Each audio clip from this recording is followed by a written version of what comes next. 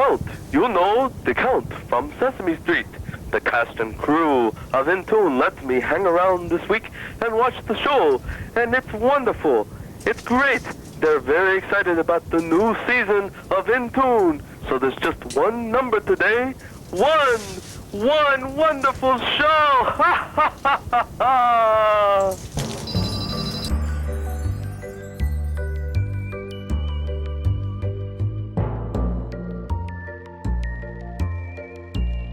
Hi, I'm Melissa Waldron. And I'm McNeil Hopper. Welcome to In Tune. We've got a really good show today. I think it's going to be great. We do. We have an interview with Neil Nokes, who is the owner of the African Mass at the gallery right now, and we have the, what do we have? The Ray and TJ show. It's the sports segment. Ought to be really interesting. That's right. And we have the student response section where the students are going to give their input on what they think is going to happen in the new decade. Had a lot of good responses, so stay in tune. Basically, the problem was there was no advertising. They should tear down the building that they built, the executive center, and build a parking lot. Intriguing. Monster film. You know the Godzilla? The what? Very well done. And we can just learn from each other. And New Year's resolutions come and go. And as the 80s come to an end, I offer you the 90s. A decade full of all the emotions and circumstance which a new era stands for. With the fight for liberty going on throughout Europe and the many ups and downs that have taken place throughout the rest of the world, we thought we'd move closer to home and see what some of our own Memphis State students had to say about the new decade. Jesus, that's a long question. It takes 10 years. 90s mean that in 10 more years, it'll be 2000. I mean, year 2000, you think about, we've only been in the 1800s, 1900s, you think about 2000. I don't know if that's the end or what, you know? I mean, because it's going to seem sinister. 2000. It's been going for about, what, 4 days, a couple hours. I really haven't paid it much attention because the last one, decades are something where people talk about afterwards. So I'd rather do something now without thinking about it, go for a direction. I want people in this country to become bilingual if I can help it. I think it means a lot. I think it means better opportunities for Cocker Spaniels. Lord knows they've been mistreated. And I think a better chance for peace all in all in the general world. Yeah, I think Europe is going to have a big effect on the United States, though, in ways that we can't foresee right yet. You know, and even what's going on in Russia, that's going to have an effect. Just to complete college and progress on. I mean, didn't really set any new stuff. The 90s means to me a new beginning. We're facing an age where racial discrimination should be put down, and I think that with the young starting out in the world, in the working force, that it's going to just be different, that we're going to have racial equality and be able to communicate better with one another and be able to go forth into the new decade. The 90s to me is maybe the high water mark of this century as far as red tape and all the people that are involved in it. My personal goal? Well, I'd like to find a rich lady to marry. It'd be nice. Well, I feel like the 90s is going to be a continued opportunity to expand in the area of computers, data processing, automated communications. The whole area of information and communications, I think, is going to expand tremendously in the 90s. What does the 90s mean to you? You first. I don't know.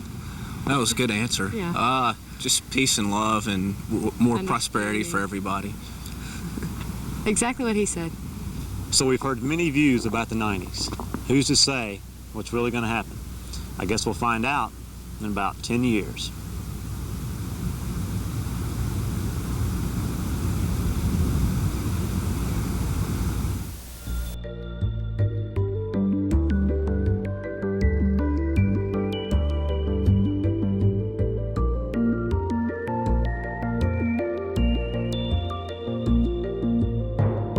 Hi, I'm Melissa Waldron. We have with us this week Neil Nokes, who's the owner of the African Mass collection that's at the gallery right now. How are you, Mr. Nokes? Fine, how are you? Great, thanks for joining us. Glad to be here. I want to ask you first, what made you become interested in African art? Boredom, I guess. I was in Africa. And, I was interested in how you could go up country and see village that was a departure from the city. And it seemed very well run. Everything seemed very happy. People were joyous. There didn't seem to be any problems. Everything was clean. You know, it seemed to be a great social order. And then you go into the cities and it was a mess. And I just wondered what this traditional society was all about that could spawn such social culture. And to learn about the culture, I had to learn about masks. What were you doing in Africa? I was a defense attaché in 4 African countries. I had an airplane, so I whooped around pretty well. So it was very easy to get around the country. So this is kind of a sideline.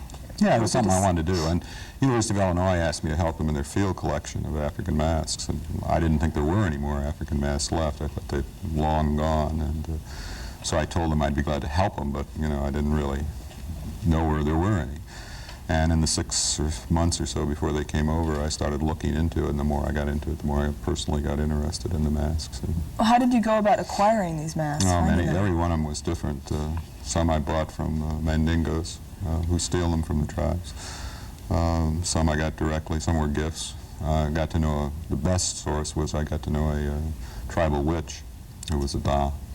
His father was a witch, he was a witch, and he was also a graduate of the University of Heidelberg, which made him kind of weird.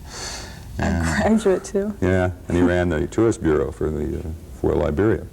And I happened to have a mask that was very important to his tribe, and he wanted it back. And I told him, I'm not giving it back to you. So in the course of that drama of wanting the mask back, we got to be friends, and he would come over every weekend pleading with me to get the mask back. And in the course of it, we got friendly, and he started telling me more about masks, and noticed that I was really interested in the culture more, in the masks being part of it. And so he started to tell me about it, and it was fascinating. So finally, we did give the mask back to him before we left. So Liberia. he started you off on this? Yeah, well, he noticed most Americans weren't interested in masks, and they certainly weren't interested in the African culture, and finally he found that I was, and so because of it, everything's a secret in Africa. In fact, they have made-up stories to tell you. If you ask them direct questions, they lie to you. And so after we got past that phase, he would tell me pretty much about other tribes. He wouldn't tell me any of the secrets of his own tribe, of course, but you know, he would hint around. But it was as good a source as we could get, and he's been also a source for Robert Ferris Thompson, who will be down here in February to talk. We both know the same witch.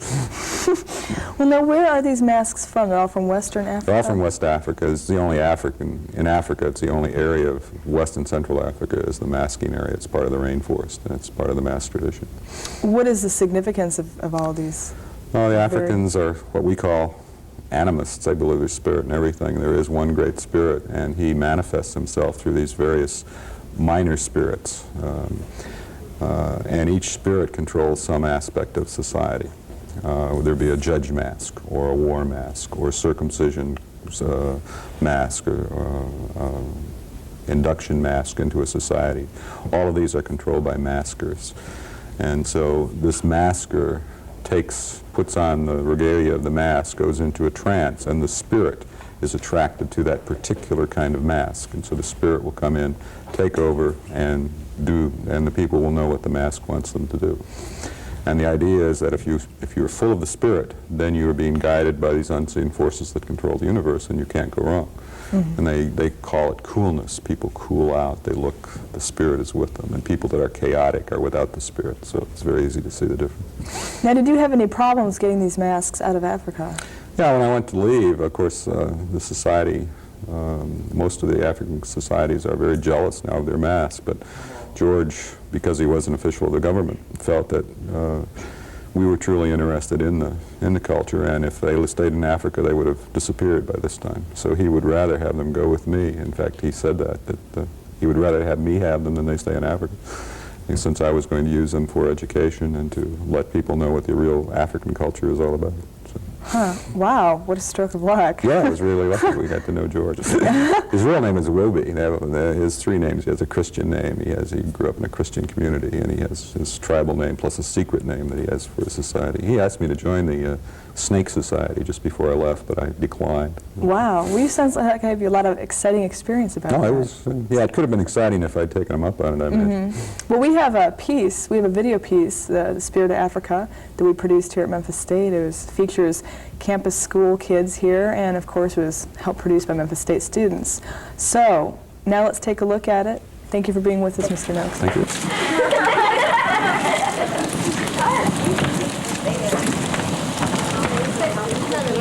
She goes, come on down. The price is right. Thank you, thank you. You know, a night like this calls for a story. I'd say a story from Africa. And I know a story my grandfather told me and my brothers when we were your ages. It was a story about an African village, a West African village. It sat on the edge of a rainforest with clay huts all around and those grasslands that just flowed forever. It's a beautiful setting. And in that village, there was a fellow who just loved to hunt. Ogalusa. Old Ogalusa would hunt every day if he could. And so he decided one day he'd set out to the forest. He'd left his family back to tend the cattle and the fields, and they waited for him until nightfall, and Ogalusa didn't return. I am the damn king. I keep the history of my people, the people of West Africa. I tell our stories to the young so they will understand their heritage. I have been the guardian of my people's history for many generations of children. Later that day, at the evening meal, the wife and sons wondered what was keeping the hunter so long. Even weeks later, months went by, and they wondered, they talked about it, but finally they got busy with their chores, and before long, they never discussed the disappearance of Ogalusa. I am a forest spirit who guides boys as they become men. The Dane initiation camps are deep in the forest, and we are there. The spirits of the forest, the wild animals live there. Africa's raw materials are there. We are frightful and majestic spirits for men to know.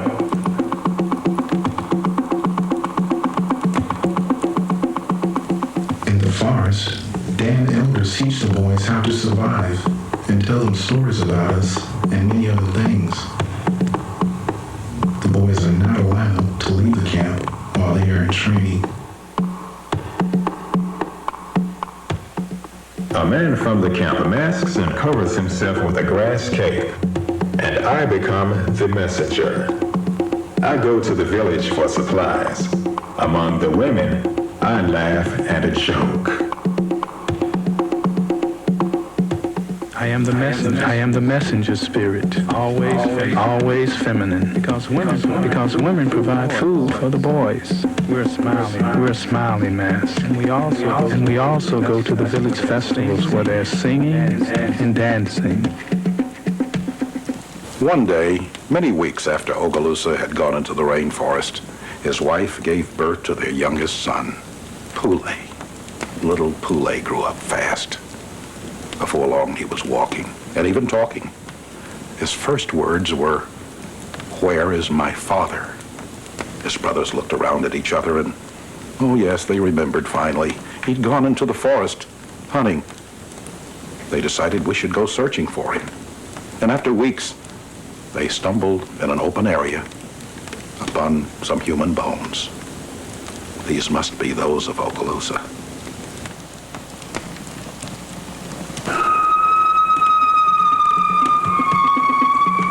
My face is fierce with its monkey beard.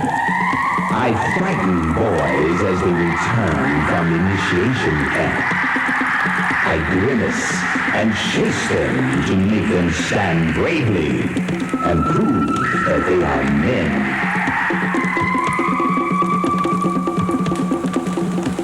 The eldest son said, "I know how to put a man's bones together again." So he gathered up his father's bones and put them in the form of a man.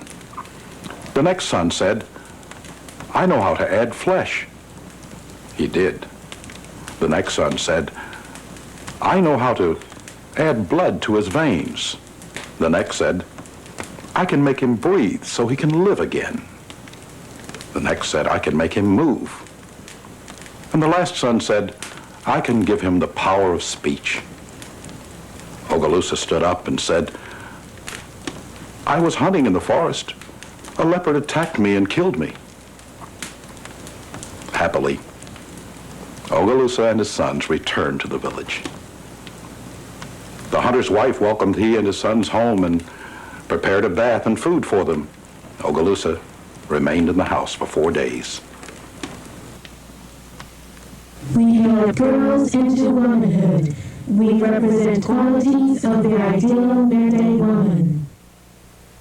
I emerge from the river. Water ripples around my neck as I rise. Calm and healthy, beautiful and poised. I peek slyly out of slits in the mask. No one must ever see me without my mask. My body is covered with grass capes and skirts. I am the spirit dancing.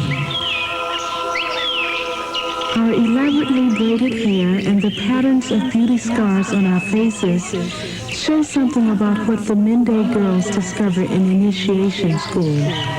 They learn crafts. They learn to be beautiful in body and spirit. They learn about their bodies and their family responsibilities. That the village is the place of women, where goods are made and domestic animals live. Mende girls go to initiation school near the village so that they can return home each night. See my rice bowl headdress? During initiation, girls eat a special meal of rice. Afterwards, the vessel which contains the rice is turned over. On the 5th day, Ogalusa came out of the house. He got himself a cow's tail and began to braid it with beads, cowrie shells, and shiny pieces of metal. This was the most beautiful cow's tail switch anyone in the village had ever seen.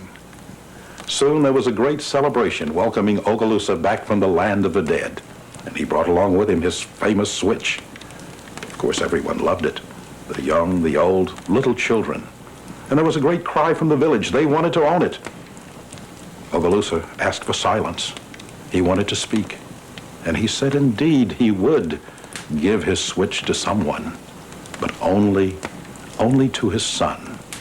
The son that did the most to bring him back from the land of the dead. I am Nimba. I tower 7 to 8 feet in the air as I run through the rice fields. During these special ceremonies, I make the ground fertile so the rice harvest will be plentiful. My people depend on their crops for their health, the health of their community, for the survival of our culture. Immediately, a big argument broke out. Each of the brothers feeling that what he had done was the most important toward bringing his father back to life. Some of the villagers sided with one brother or the other, thinking pulling the bones together was the most important, or giving blood to the veins, and so forth. Some of the villagers thought that each of the brothers had done equally and should share in the switch. We are the spirits of twins. Many twins are born among the Yoruba people, but seldom do both of us survive. We are the link to these deceased twins. We have a great power in family matters, especially over sickness and health. We have small adult bodies and infant faces. We require special care and attention so that we will be kind and helpful. To appease our spirits, families care for us. They bathe and oil and dress and feed us. Finally, Ogalusa quieted the crowd and turned to his sons. I shall give my sacred cow's tail switch to my youngest son, Puli. And immediately, the villagers and the other sons remembered Puli's first words, "Where is my father?" They understood the wisdom of Ogalusa's choice. And there's an old saying among our people, A man is really never dead until he's forgotten.